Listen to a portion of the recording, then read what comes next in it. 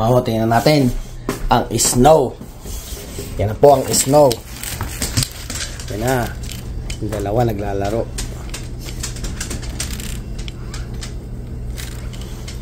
Pupo si para si Hera.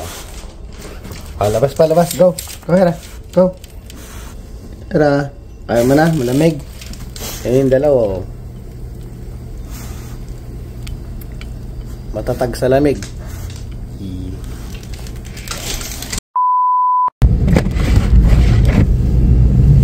Mamaw, binidyo sandali, nandito na ako sa trabaho. Yan, ang dami na balahaw. Mamaw, dahil na balahaw ngayon. Takot, kaya ingat-ingat talaga. Dami. Hindi ko kaya pa tumutulong. Oh, grabe talaga mga mamaw. Ingat katulad ko ngayon. Magkahanap ako ng parking ngayon na maayos-ayos.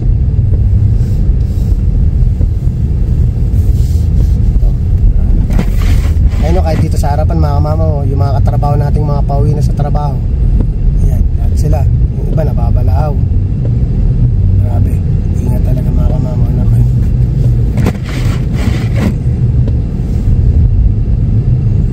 Ito si Rossy Flores ng Co-op Warehouse. Ayun, grabe mga kamama, oh. Kailangan natin pumasok, wala talagang choice dahil kailangan din talaga tayo sa trabaho natin. Yan mga kamamo, grabe. Alos lahat sila na palahaw. Ang pinakamagandang pwesto dito ngayon, mahanap tayo ng pwesto na kakatanggal lang ng ng sasakyan. Hinahanapin natin. Okay tayo. Natin sa atin na balahaw ata.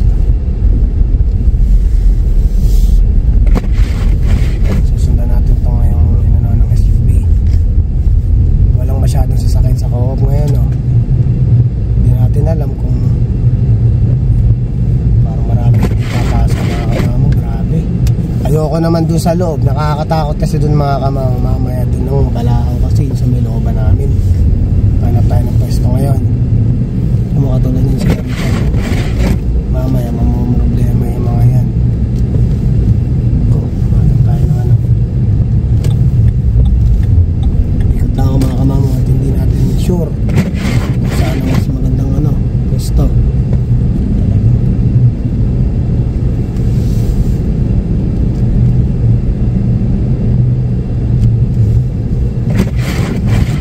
Dito tayo, ito pinaka-safe na maglalakad lang tayo, pero ito dito sa loob na ito pinagamit dito. Pwesto tayo sa sa lugar na ito na nasabil na. Ito tayo. Ito na tayo mga kamamo. Ito nakita ko pinaka-spot na pinaka-safe na tayo. Nakaano na siya. Natakbo na kasi ng snow mga kamamo.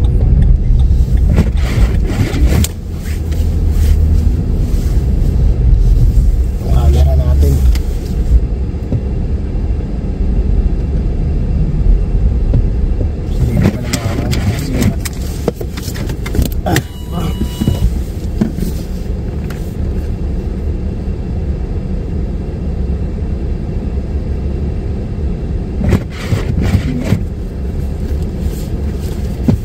Mga kamamo, tinanggal ko lang yung snow doon sa may camera.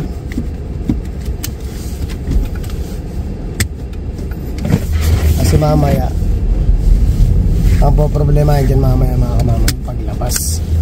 Kaya make sure pimili ka na ng pwesto mo na mukha na. So gagawin natin, balik na tayo. Balik tayo ngayon.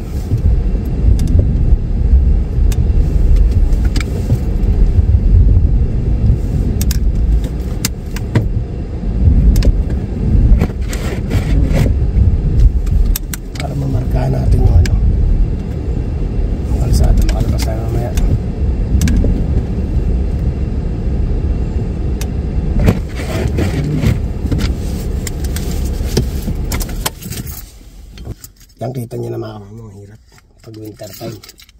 So ayun sila, sila Jeff, yung mga pang umaga. Nagsasabal pa rin sila kasi hindi sila makalabas. So ako mga kamama, papasok na ako at 4 o'clock tayo mag-i-start. Sige mga kamama, kita na lang tayo later. Ayun mga kamama, tumawag ako sa supervisor ko. Sabi ko pwede ang pumasok ng 30 minutes early. So ngayon mga kamama, so ngayon si kamama kasi loader na. So ngayong araw, dahil marami daw hindi nakapasok kaninang umaga, lahat kami ngayon, halos karamihan is magpipik. So walang loading time ngayon si kamama, magpipik si kamama ngayon. Ngayon papasok tayo 4 o'clock. Pag medyo napagod, 1 hour overtime lang, pero pag kaya pa, pag 2 hours tayo ngayon. Kasi picking yun eh. Iba yung picking sa loading. Yung picking talaga nakakapagod din yung mga kamama. Hindi naman sa pag-ano. Mas masarap ang trabaho ko sa loading kasi hindi na masyado nagbubuhat. Pero ang ginagamit ko sa loading yung pag-iisip. Iisipin mo diskarte paano magkakasya yung assignment mo sa loob ng trailer. Mapagkasya mo lahat kung gaano kabigat. Yun sa picking naman, katawan. Pwersahan talaga kasi buhatan talaga. So ngayon sabi, picking na lang daw. Pasok tayo maaga ngayon. Tama mo, walang masyadong sasakyan. So marami talaga daw hindi nakapasok. Nakausap ko si Arcel kanina dun sa likod. Sana makauwi sila na maayos. Marami daw hindi nakapasok ngayong araw na to. Yan. Kaya nagpapasalamat pa rin tayo mga kamama dahil medyo mataas yung sasakyan natin. Dahil kung kotse lang, baka ako din, hindi rin ako nakapasok. Ang layo nung nilakad ko. Nandun yung parking naman dito mga kamamaw. Dati kasi nabalahaw na ako dyan. Kasi yung snow galing dun sa dyan sa bubong, babagsak dito. So mahirap. Kamamaw, magkaklaki na ako.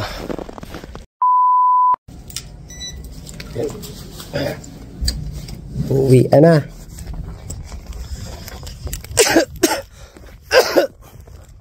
Hindi na ako nag-overtime mga kamama. Balang overtime lang natin 30 minutes lang. Kasi pumasok tayo ng 4 o'clock, diba? Hindi na ako nag-stay. Kasi yung nahirapan ako sa sipon ko. Nasa grocery pa tayo, nagpipik tayo. So kanina, hirap ako. Hinto ako ng hinto. Punas ako ng tissue. Kasi yung sipon natin.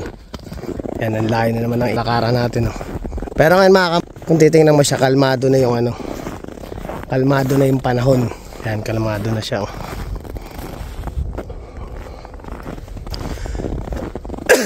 Siyempre na yan, nasyabil na yung mga kalsada. Sana doon sa may banda sa amin, na yun, nasyabil na sana yung doon yung sa may amin. Yan. Dito gato na lang ito. Nasyabil na sana.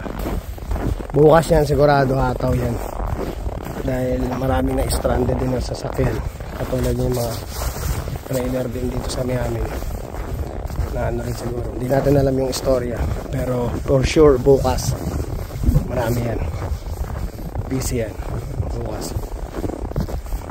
Lalo yung sa loading. Mga maghahabol yan naman eh. Mahabulin namin lahat nung na-delay. Saka maraming papasok din ng maaga mamaya. Mga pang-umaga, mga 3 o'clock magsisipasok na sila. Gusto ko mag-stay din kasi nga message si Mrs. Sabi niya si Legend ay nasugatan ng paa.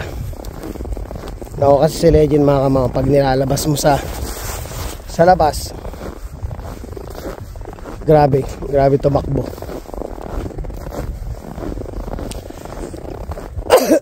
Siguro nagasgasan yung paa niya habang naglalaro siya, and dumudugo yung paa. So kaya parang napauwi na rin ako, hindi na ako nag-OT. Check natin si Legend ngayon kung okay ba yung paa niya. Sana maliit lang yung sugat.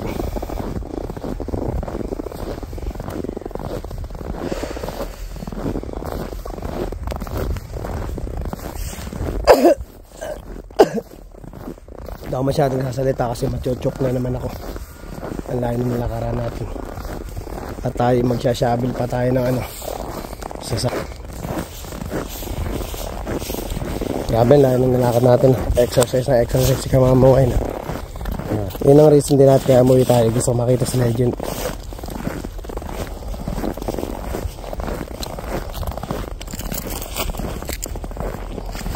Saan natin nilagay susi? Kasi yung susi nung ayun ang kamamahan na nahanap yung susi nung sa trabaho sa ako na ilagay. Nahulog ba?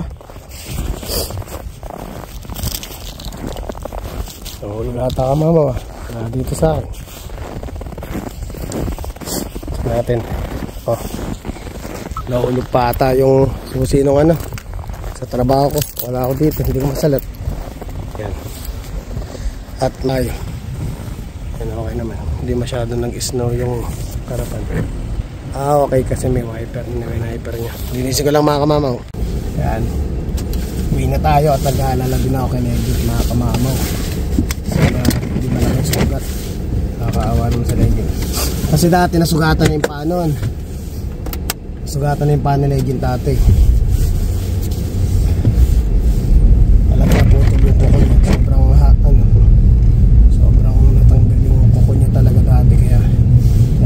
Nahirapan din siya. Nakakawa din naman ako ika-ika. So para yan, kaya ako binidyo ulit para makita natin kung ano yung pagbabago ng kalsada ngayon. Tingnan natin kung malaki pinagbago. Kasi kanina talaga ang hirap. So ngayon so far nakikita nyo naman mga kamamaw. Kasi natin yung camera. Iangat ng konti.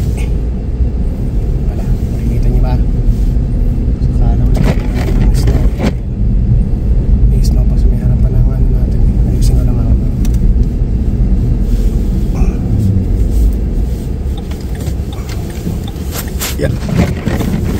Up.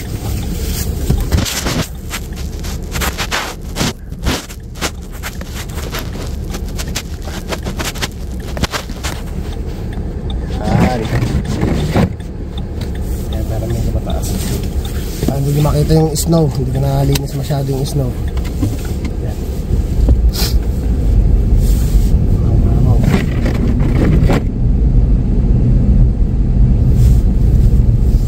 Maayos na siya, ano na talaga siya.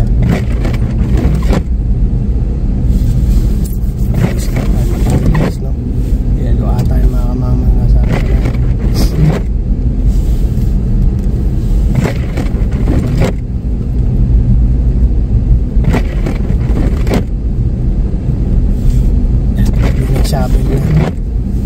Nashabel na yung kalsada.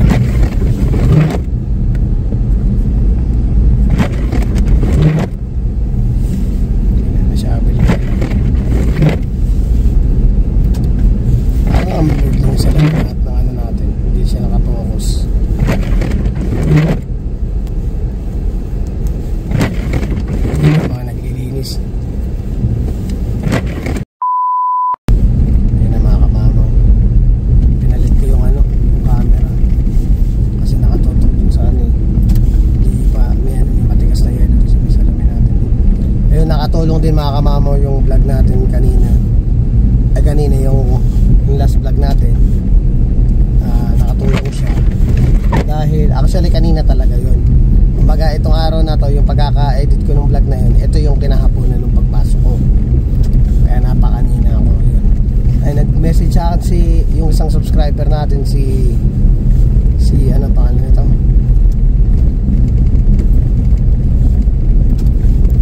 Billy Joe. Message siya, tinanong niya kung yung sa may bandang 22nd Street daw ba okay daw ba yung daanan papuntang Midtown.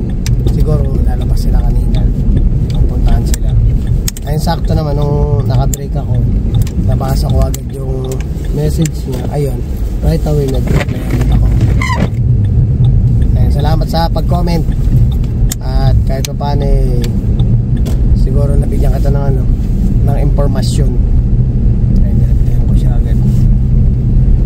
Ngayon so far mga kamama, maayos na yung kalsada natin. Nakakatawa na nakaano agad sila, dito.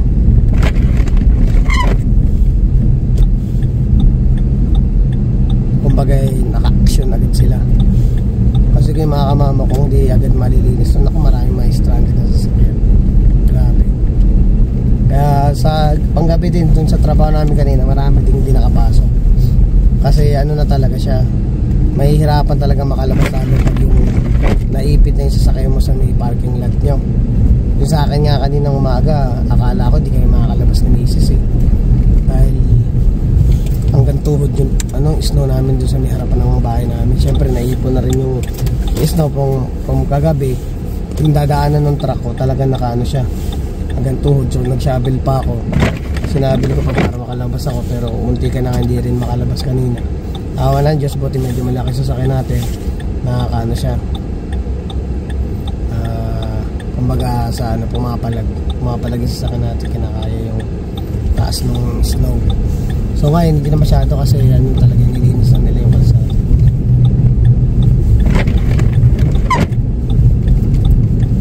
Dapat talaga pag advice din talaga pag magdadrive ka, lalo pag mabababang sasakyan yung dala mo, magdala ka ng plywood na maliit, parang square lang na plywood, parang lang board pang mga pambatang basketball board na ginagawa natin mga like around like mga 4 na tangkal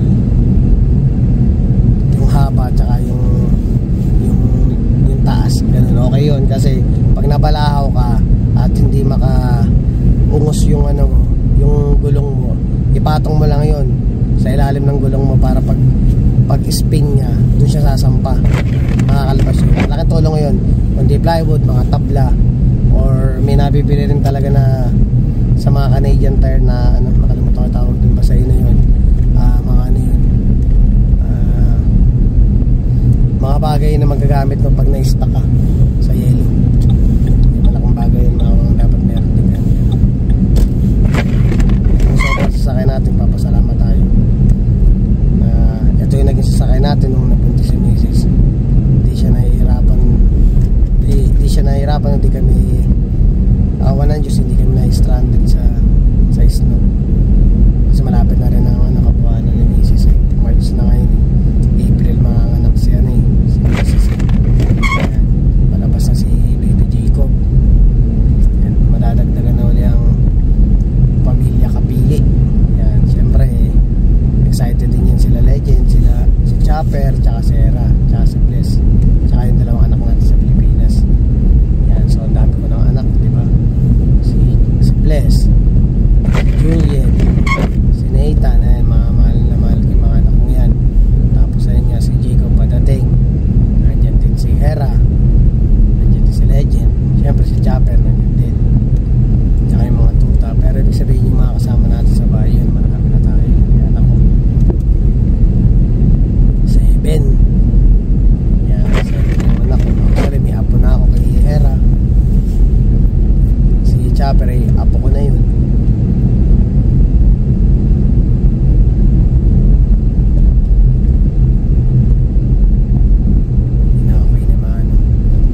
Mga mama, tuloy ko lang yung drive ko at kamustahin natin kung ano yung lagay ni Legend pag uwi ko.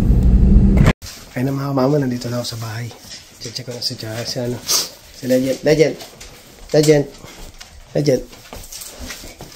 Yung paa at nagdugo daw. Yung sugat tayo. May benda dito kanina yun. Dito. Benda dito yun. Sugat. Kukulit pa yung kakauwi ko lang kasi. Maya check natin. Mukhang medyo okay naman siya. Likot kasi. Check natin. Ayun, laki na sila magtatayo. Chopper, babe na. Yan sa paa mo. Okay ka naman ba? Tingnan ka paa mo. Tingnan ko. Oh, stay mo na, stay. Tingnan ka paa mo.